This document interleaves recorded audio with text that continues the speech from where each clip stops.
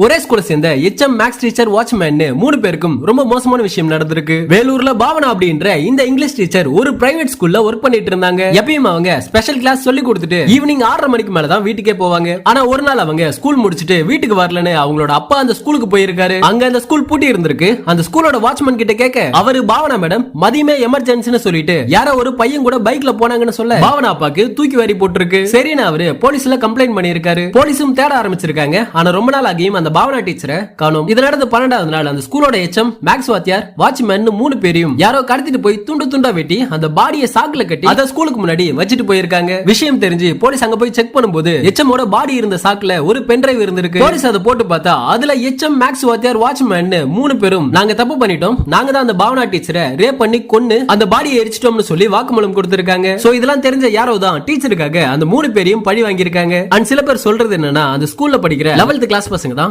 பண்ணிருக்காங்க.